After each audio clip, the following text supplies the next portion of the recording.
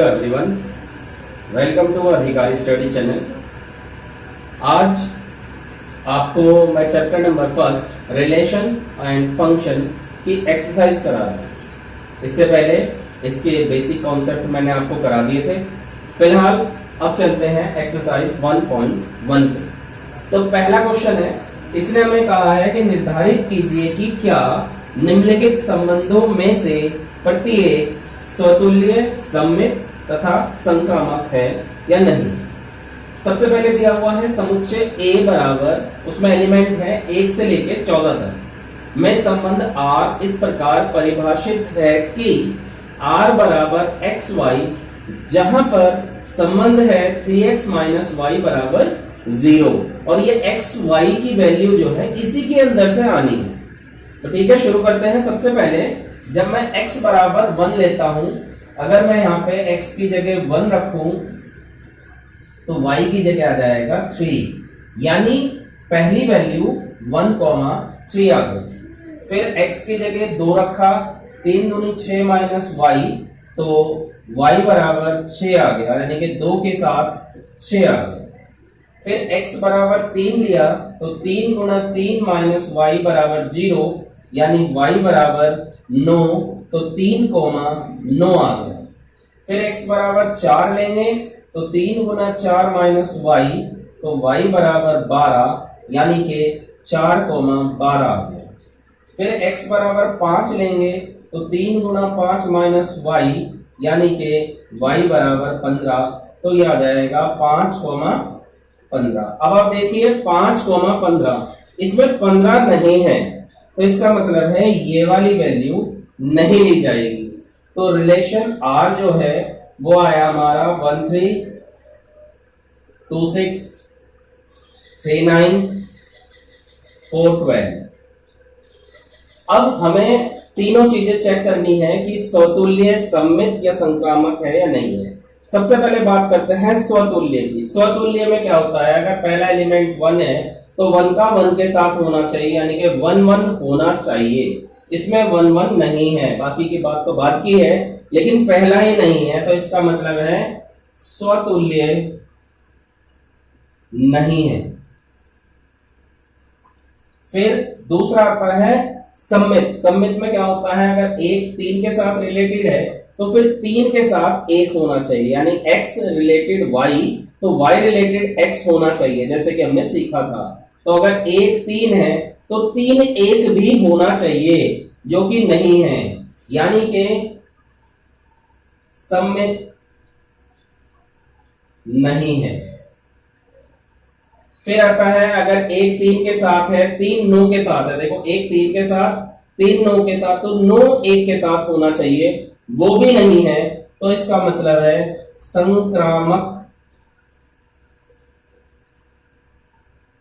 नहीं, संक्रामक नहीं।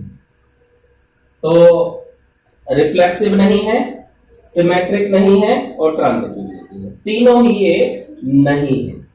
अब चलते हैं इसके सेकंड पार्ट पे। सेकंड पार्ट में इसने हमें कहा है कि प्राकृत संख्याओं के समुच्चय n में r बराबर xy, जहां y बराबर x प्लस 5 है और x का मान आपको 4 से कम कम रखना है।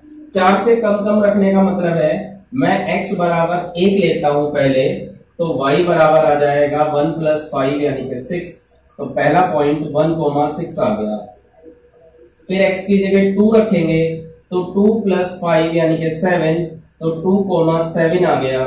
फिर x की जगह 3 रखेंगे तो y is equal to 3 plus 5 यानी कि 8, 3,8। और क्योंकि हमें 4 से कम लेना है तो 4 हम लेने के ही नहीं, तो 3,8, यानी जो r आ गया हमारे पास, r आ गया हमारे पास 162738, ये रिलेशन आया। अब हम इस रिलेशन के बाद अब हमें वैल्यू चेक करनी है कि स्वतुल्य है, रिफ्लेक्सिव है, सिमेट्रिक है या ट्रांजिटिव है या नहीं है। तो सबसे पहले बात करते हैं रिफ्लेक्सिव की। रिफ्लेक्सिव यानी कि स्वतुल्य। स्वतुल्य में मैंने आपको क्या बताया था, जैसे कि 1 का 1 के साथ होना चाहिए, 2 का 2 के साथ होना चाहिए, तो ये रिफ्लेक्सिव नहीं है। दूसरा आता है सिमेट्रिक, सममित। सममित में क्या होता है, अगर 1 के साथ 6 है तो 6 का 1 के साथ भी रिलेटेड होना चाहिए, तो ये सिमेट्रिक भी नहीं है। तीसरा आता है ट्रांजिटिव, संक्रामक। इसमें क्या है, अगर 1 के साथ 6 है, 6 किसी और के साथ है, 6 किसी और के साथ ही नहीं है, तो ये ट्रांजिटिव भी नहीं है। तो ये दोनों क्वेश्चन में ना सममित है, ना समतुल्य है, ना संक्रामक है। क्लियर? बहुत अच्छी तरह से समझ लो। इसमें कोई, अगर आपने पीछे इसके कॉन्सेप्ट ढंग से पढ़े हैं तो इन क्वेश्चनों में आपको दिक्कत होनी ही नहीं है। ठीक है, नोट करें। अब चलते हैं हम इसके 5th का ए पार्ट। पहले 5th पार्ट में समझते हैं क्या कहा उसने। किसी विशेष समय पर किसी नगर के निवासियों के समुच्चय में निम्नलिखित संबंध आ, यानी कि कोई एक नगर है और उसके जो लोग हैं उनके संबंध में कुछ बातें हैं। जैसे कि पहला है r बराबर एक्स वाई, जहां पर x तथा y एक ही स्थान पर कार्य करते हैं। x और y एक ही स्थान पर कार्य करते हैं। तो सबसे पहले हम बात करते हैं x उस स्थान पर कार्य करता है जहां x स्वयं है। अब इसको समझ लें, क्योंकि हमें पता है जब हम समतुल्य करते हैं तो उस नंबर का सेम नंबर के साथ रिलेशन देखा जाता है। तो सीधी सी बात है, जहां x कार्य करेगा वहां x तो करेगा ही, यानी x का x के साथ ही संबंध है। अगर y कर रहा है तो y का y के साथ ही संबंध है। अगर हम केवल x को ले रहे हैं तो x उस स्थान पर कार्य करता है जहां पर वो खुद है। सीधी बात है, यानी x का x के साथ रिलेशन है।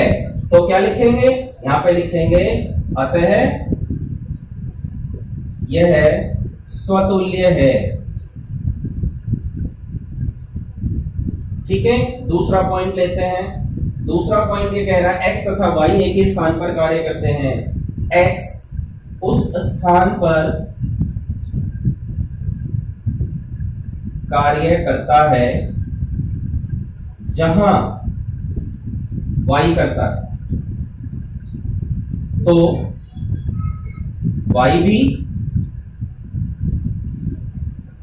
उसी स्थान पर कार्य करता है जहां x करता है।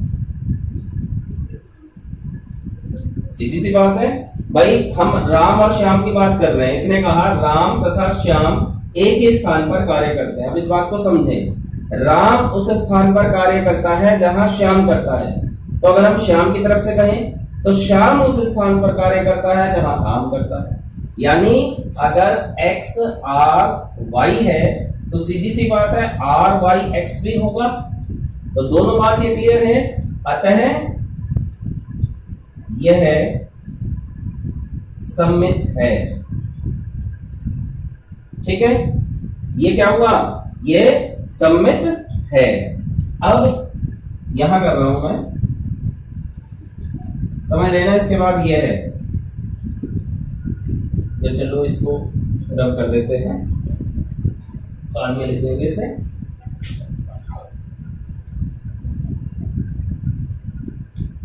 फिर तीसरे नंबर पे आते हैं। तीसरा नंबर है x वहां काम करता है, वहां काम करता है जहां y। ठीक है, ये तो बुक वाले ने कहा था। फिर हम एक तीसरा बंदा लेते हैं, y वहां काम करता है जहां z है। अब ध्यान से देखो, x वहां काम करता है जहां y है। हमने एक तीसरा बंदा ले लिया z, y वहां काम करता है जहां z है। तो सीधी सी बात है, x वही काम करेगा जहां z है। अतः x वहां काम करता है जहां z है। यानी अगर x r y है और y r z है तो सीधी सी बात है x r z भी होगा। तो इसका क्या मतलब हुआ, इसका मतलब हुआ अतः यह संक्रामक है, संक्रामक है। क्लियर? ये समझ में आ गया, तीनों चीजें हो गई। अब हम इसका लेते हैं सी पार्ट। क्या कह रहा है सी पार्ट में? सी पार्ट में कहा आर बराबर एक्स वाई, फिर क्या कह रहा है एक्स वाई से ठीक 7 सेंटीमीटर लंबा है। ठीक है, इसने कहा आर बराबर एक्स वाई और जहां पर एक्स वाई से ठीक 7 सेंटीमीटर लंबा है। इसका मतलब क्या कहा इसने? इसने कहा x बराबर वाई प्लस 7, ये दिया हुआ है। तो क्या मतलब हुआ ये कि अगर हम x का x से देखें तो क्या होगा, x से 7 सेंटीमीटर लंबा हो सकता है क्या? नहीं हो सकता, नहीं हो सकता। यानी इसका क्या मतलब है? इसका मतलब है x बड़ा है y से। देखो इस बात को समझो, इसने कहा x y से ठीक 7 सेंटीमीटर लंबा है, यानी x बड़ा है y से। हमें x का x के साथ ही देखना है, तो क्या x से 7 सेंटीमीटर लंबा होगा? क्या ये पॉसिबल है? नहीं। और अगर ये पॉसिबल नहीं है तो इसका मतलब है स्वतुल्य नहीं। दूसरा पॉइंट लेते हैं, अगर x बड़ा है y से, अगर x बड़ा है y से तो क्या y बड़ा होगा x से? नहीं हो सकता। तो y बड़ा x से नहीं हो सकता, नहीं हो सकता। तो क्या मतलब हुआ ये मतलब हुआ सममित नहीं। फिर तीसरे नंबर पे आते हैं, अगर x बड़ा है y से और y बड़ा है z से। ध्यान समझें भाई, x y से बड़ा है, बुक वाले ने दे रखा। हम एक तीसरा लेते हैं z, मान के चलते हैं कि y जो है z से बड़ा है। x बड़ा है y से, y बड़ा है z से, तो क्या z बड़ा होगा x से? ऐसा हो सकता है क्या? ऐसा हो सकता है। कितना बड़ा है? 7 सेंटीमीटर बड़ा है, यानी x बराबर y प्लस 7, y बराबर z प्लस 7। तो क्या x बराबर z प्लस 7 होगा? नहीं होगा, नहीं होगा। नहीं होगा का क्या मतलब हुआ? नहीं होगा का मतलब है तो ये संक्रामक नहीं। एक बार और समझ लेते हैं इसे। बुक वाले ने कहा x y से ठीक 7 सेंटीमीटर लंबा है, यानी x बराबर y प्लस 7। ठीक है, x बड़ा है y से, तो क्या x से ही 7 सेंटीमीटर लंबा होगा? हो नहीं सकता। हमें तो x का x के साथ ही देखना है और यही संबंध यूज करना है। तो इसका मतलब है स्वतुल्य तो नहीं होगा। अगर x y से बड़ा है तो क्या y x से बड़ा होगा? नहीं हो सकता ये भी, तो ये सममित भी नहीं। और x बराबर y प्लस 7, y बराबर z प्लस 7, तो क्या x बराबर z प्लस 7 होगा? नहीं होगा, संभव ही नहीं है। तो ये संक्रामक भी नहीं है। क्लियर? नो। चलते हैं हम थर्ड क्वेश्चन में। थर्ड क्वेश्चन में इसने कहा कि जांच कीजिए कि क्या समुच्चय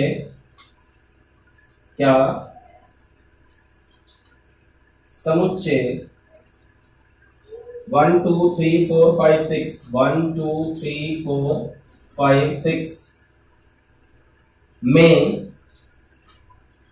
r बराबर ए बी, जहां पर a बराबर b प्लस 1 द्वारा परिभाषित संबंध r स्वतुल्य, सममित या संक्रामक है या नहीं। तो बिल्कुल पहले वाले क्वेश्चन की तरह ये देखो। सबसे पहले इसने कहा a बराबर b प्लस 1। हम पहले a को 1 रखते हैं, सॉरी b को 1 रखते हैं पहले। तो b बराबर हमने 1 रखा। अगर मैं b 1 रखता हूं तो मुझे a बराबर 1 प्लस 1 यानी कि 2 मिलेगा। तो याद आएगा हमारे पास 2, 1। अगर b बराबर 2 रखता हूं तो a बराबर 2 प्लस 1 यानी कि 3, तो 3,2। फिर b बराबर 3 रखता हूं तो a बराबर 3 प्लस 1 यानी कि 4 आ जाएगा, तो 4,3। b बराबर 4 रखता हूं तो a बराबर 4 प्लस 1 यानी कि 5, तो ये हो जाएगा 5,4। और b बराबर 5 रखता हूं तो a बराबर 5 प्लस 1 बराबर 6, तो 6,5। 6 से ऊपर हम रख नहीं सकते क्योंकि लास्ट हमारे पास 6 बचता है। तो जो इसका रिलेशन आता है r इज इक्वल टू, वो आया 2 1 3 2 4 3 5 4 और 6 5। तो सबसे पहले हम देखते हैं कि ये सममित है, समतुल्य है कि नहीं। समतुल्य में सेम होना चाहिए, जैसे 1 1 2 2 3 3 4 4 इस तरह से। तो इसका मतलब है ये स्वतुल्य नहीं। ठीक है, अच्छा, स्वतुल्य वाली कंडीशन नहीं आई। फिर अगर हम दूसरा देखते हैं सममित, जैसे 2 1 है तो 1 2 भी होना चाहिए, नहीं है, तो ये सममित नहीं है। फिर तीसरा आता है हमारे पास संक्रामक, 2 1 है तो 1 के साथ भी कुछ होना चाहिए, नहीं है ऐसा, तो इसका मतलब है ये संक्रामक नहीं, वो भी नहीं। तो तीनों कंडीशन नहीं है। ठीक है, फिर आते हैं हम फोर्थ क्वेश्चन पे। फोर्थ क्वेश्चन में कहा, इसने सिद्ध कीजिए कि R में R बराबर A, B, जहां पर A छोटा और बराबर है B के, द्वारा परिभाषित संबंध R जो है वो स्वतुल्य तथा संक्रामक है किंतु सममित नहीं है। तो सबसे पहले यहाँ पे A और B बराबर कह रहा है, तो हम सबसे पहले लेते हैं यदि A बराबर B के, यानी x बराबर x के हो सकता है। भाई x बराबर x के हो सकता है, तो इसका मतलब क्या हुआ, ये हमारा स्वतुल्य हो सकता है। ठीक है ना, तो हम क्या लिख सकते हैं, x और x बिलोंग्स टू R, अतः यह स्वतुल्य है। ठीक है, बराबर छोटा दोनों की कंडीशन हो सकती है, यानी कि जो पूर्णांक जो भी नंबर होगा, जो भी रिलेशन होगा, वो बराबर और छोटा दोनों हो सकता है। सेकंड नंबर पे आते हैं। सेकंड नंबर पे यदि A छोटा है B से, तो क्या B छोटा हो सकता है A से? नहीं, संभव ही नहीं है ऐसे। बराबर वाली कंडीशन तो हो सकती है लेकिन छोटा नहीं हो सकता, तो अतः यह सममित नहीं है। तीसरा लेते हैं,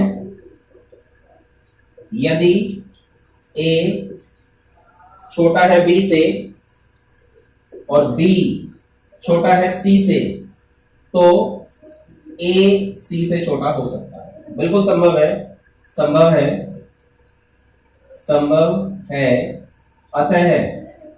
अतः यह संक्रामक है। और यही हमें उसने कहा था कि बराबर वाली कंडीशन हो सकती है, लेकिन अगर A छोटा है B से तो B A से छोटा नहीं होगा, ये संभव नहीं है, तो सममित नहीं है। A B से छोटा है, B C से छोटा है, तो A C से छोटा होगा, ये संक्रामक है। यही हमें सिद्ध करना था, नोट करें। अब चलते हैं क्वेश्चन नंबर 5 पे। ध्यान दें, क्वेश्चन नंबर 2 मैंने कराया नहीं था, वो इसलिए नहीं कराया था क्योंकि क्वेश्चन नंबर 2 और क्वेश्चन नंबर 5 का सेम, बिल्कुल सेम पैटर्न है। देखो यहाँ पे कह रहा है R बराबर ए बी, जहां पर A less than equal to B cube. यहाँ कह रहा है R is equal to A B, जहां पर A less than equal to B square. अब हम सबसे पहले इसका फर्स्ट पार्ट लेते हैं कि ये दे रखा है A less than equal to B cube. सबसे पहले कंडीशन लेते हैं सममित की, स्वतुल्य की, स्वतुल्य के लिए। तो स्वतुल्य के लिए हमें पता है दोनों तरफ सेम वैल्यू होनी चाहिए, यानी A less than equal to A cube. Possible है? नहीं है। मान के चलो a का मान 2 है, तो 2 का क्यूब, क्या 2 8 के बराबर या छोटा हो सकता है?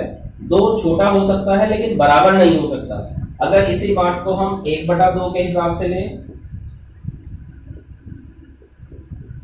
तो 1/2 1/8 ना तो बराबर हो सकता है ना ही ये छोटा हो सकता है। देखिए ध्यान से, ना ही ये बराबर है और ना ही 1/2 1/8 से छोटा है, 1/2 बड़ा है। तो इसका मतलब है ये पॉसिबल नहीं है, ये संभव नहीं है। तो इसका क्या मतलब हुआ? इसका मतलब हुआ स्वतुल्य नहीं। ये पहला पॉइंट लिया। अब दूसरा पॉइंट लेते हैं। दूसरा पॉइंट सम्मित होता है, यानी यदि a b क्यूब तो b less than equal to a cube, ये पॉसिबल है? ये भी नहीं है, नहीं है। चेक करके देखते हैं कि सपोज a बराबर 1 है और b बराबर 2 है, तो a less than equal 2 cube तो a, ये तो पॉसिबल है लेकिन बराबर नहीं हो सकता। अच्छा, दूसरा अगर हम उल्टा ले लें तो 2 जो है, क्या ये पॉसिबल होगा? नहीं। तो इसका मतलब है ये संभव नहीं है। a r b है परंतु b r a नहीं है। इतना लिखने की जरूरत नहीं है, बस आपने ये एग्जाम्पल ले दिया, यही एनफ है। तो यहां पे लिखेंगे सम्मित नहीं। तीसरा लेते हैं, थर्ड पार्ट इसका। यदि दे रखा है a b cube b c cube, तो क्या a c क्यूब के इक्वल होगा? नहीं, ये भी पॉसिबल नहीं है। इसका भी एग्जाम्पल लेके देख लें। a की जगह हम 1 रखते हैं, 1 2 क्यूब इक्वल नहीं होने का, और 2 3 क्यूब के संभव ही नहीं है, ये इक्वल नहीं हो सकता दोनों के। तो यहां पे लिखेंगे अतः संक्रामक नहीं। ठीक है, तीनों ही कंडीशन, ये दोनों सवाल एक जैसे ही हैं, बिल्कुल ऐसे ही। ये तीनों नहीं होगा, स्वतुल्य भी नहीं होगा, सम्मित भी नहीं होगा और संक्रामक भी नहीं होगा। चलते हैं इसके बाद हम क्वेश्चन नंबर 6 चलते हैं। क्वेश्चन नंबर 6 पे आते हैं। क्वेश्चन नंबर 6 में कहा है इसने समुच्चय 1 2 3 के लिए रिलेशन दे रखा है R 1 2 और 2 1। अब सबसे पहले हमसे कहा है इसमें क्या होगा? यह है स्वतुल्य नहीं है, स्वतुल्य नहीं है। क्यों नहीं है? क्योंकि ये 1 1 2 2 वाली कंडीशन नहीं है। दूसरा, यह सम्मित है, सम्मित है क्योंकि A R B और B R A है। और ये स्वतुल्य क्यों नहीं है? क्योंकि A R A नहीं। ठीक है, और ये A R B B R A है, इसलिए सम्मित है। दूसरा ये हो गया। अब तीसरे नंबर पे आते हैं। तीसरे नंबर पे इसमें A R B B R C नहीं है, यानी 1 का 2 से रिलेशन है लेकिन 2 का 3 से नहीं है। तो इसका मतलब है यह संक्रामक नहीं। क्लियर? अब ध्यान से देखें, आपकी सब समझ में आ जाएगा। भाई 1 2 3 है, तो मैंने इसके लिए क्या एग्जाम्पल बताया था? मैंने बताया था अगर ये स्वतुल्य है तो इसमें 1 1 2 2 3 3 होना चाहिए, है नहीं? फिर 1 2 है तो 2 1 होगा। देखो 1 2 2 1 उल्टा है, तो इसका मतलब है ये सम्मित है। और अगर इसे संक्रामक होना है तो 1 2 फिर 2 3 और फिर 3 1 होना चाहिए। ठीक है, नो। अब चलते हैं क्वेश्चन नंबर 7 पे। इसने कहा सिद्ध कीजिए किसी कॉलेज के पुस्तकालय की समस्त पुस्तकों के समुच्चय ए में R बराबर x y, जहां पर x तथा y में पेजों की संख्या समान है। ठीक है, तो सबसे पहले हम क्या चेक करते हैं, पहले स्वतुल्य चेक करेंगे। तो x का अगर x के साथ देखते हैं, यानी x पुस्तक में पेज की संख्या x पुस्तक में पेजों की संख्या के बराबर है, तो यहाँ पे x बिलोंग्स टू R, यानी x के पेजों की संख्या x के ही बराबर होगी। सीधी सी बात है, जब एक ही बात कर रहे हैं बराबर होगी। अतः क्या, अतः यह स्वतुल्य है। दूसरा, X Y belongs to R. तो अगर x और y के साथ हम r का रिलेशन ले रहे हैं, यानी x में पेजों की संख्या y के बराबर है, तो सीधी सी बात है y में पेजों की संख्या x के बराबर होगी, x के बराबर होगी। तो क्या लिखेंगे फिर, अतः यह सममित है। तीसरे नंबर पे आते हैं, यदि एक्स वाई, या ऐसे दिखाएं x related y, y related z, तो सीधी सी बात है x रिलेटेड z होगा। कैसे भाई, इस तरह से अगर x में पेजों की संख्या y के बराबर है और y में पेजों की संख्या z के बराबर है, यानी ऐसे लिख लो x के पेज बराबर y के पेज दिए हुए, तो y के पेज बराबर z के पेज अगर हमने मान लिया, अतः z के पेज बराबर x के पेज, यानी इनके पेजों की संख्या बराबर है। अतः यह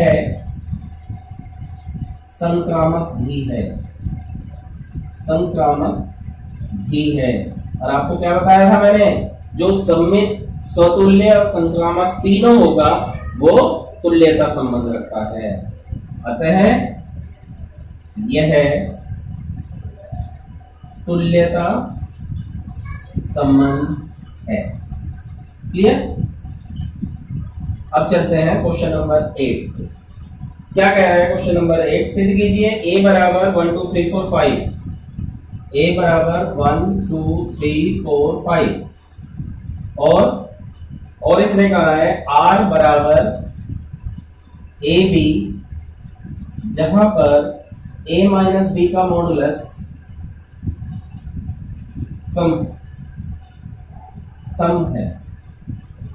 ठीक है, तो सबसे पहले इसका फर्स्ट पॉइंट लेते हैं। अगर हमने मान लिया a जो है बिलोंग्स टू a, तो a माइनस a का मॉडुलस बराबर 0 होगा, जो कि सम है, जो सम, अतः स्वतुल्य है। दूसरा पॉइंट है, यदि a और b दोनों ही बिलोंग्स टू a के हैं और a माइनस b का मॉडुलस बराबर सम है, ठीक है, ये दिया हुआ है, तो अगर मैं इसका उल्टा करूं, b माइनस a का मॉडुलस, ये क्या होगा, देखते हैं क्या होगा। मैं अगर इसमें से माइनस कॉमन ले लूं तो ये ऐसे हो जाएगा। अगर इसमें से माइनस कॉमन ले लूं तो माइनस a माइनस बी हो जाएगा, और a माइनस बी क्योंकि वो सम बता रहा है, ठीक है, और मॉडुलस में माइनस वाली चीज प्लस हो जाती है, तो इसका मतलब हुआ ये भी सम।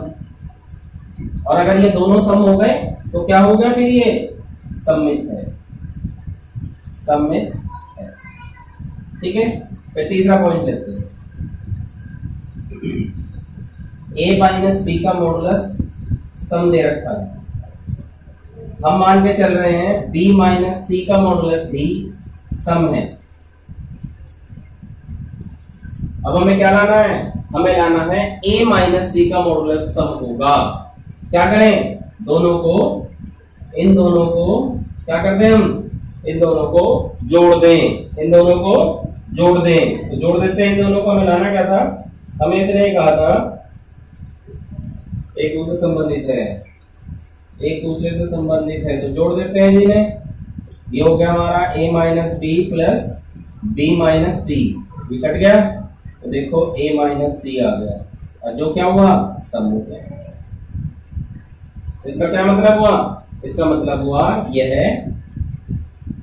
संक्रामक, संक्रामक भी, यानी तीनों कंडीशन आ गई इसमें। अब इसमें थोड़ी सी बात और रह जाती है, क्योंकि उसने एक बात और कही है, उसने कहा कि प्रमाणित कीजिए कि 1, 3, 5 के सभी अवयव एक दूसरे से संबंधित हैं। तो सबसे पहले यहां पे लेते हैं हम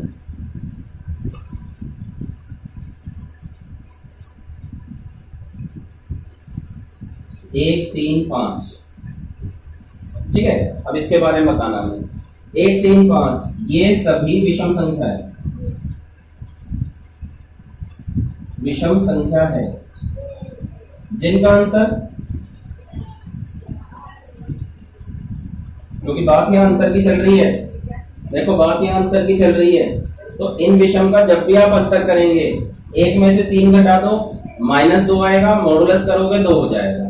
3 में से 5 घटाओगे -2 आएगा, मॉडुलस लोगे प्लस हो जाएगा। 5 में से 1 घटाओगे 4 आएगा, यानी हर हाल में वो सम है, जिनका अंतर सम है, अतः यह प्रमाणित होता है, अतः यह प्रमाणित होता है कि ये तीनों संबंध स्थापित करता है, या तीनों संबंध इसमें होंगे। क्लियर। अब 2 और 4 में, 2 और 4 में भी बताइए। अब ये दोनों सम हैं, ये दोनों सम हैं, जिनका अंतर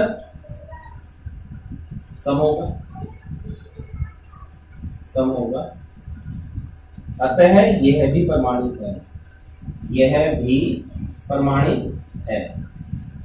हमें अंतर सम लाना है, हमें जो इनका अंतर है सम लाना। अगर हम 1, 3, 5 की बात करें तो इनका अंतर, क्योंकि विषम संख्या है, अंतर सम आएगा, हमें सम चाहिए। ये सम है, इनका अंतर सम ही आएगा, ये भी प्रमाणित होता है। फिर एक बात पूछी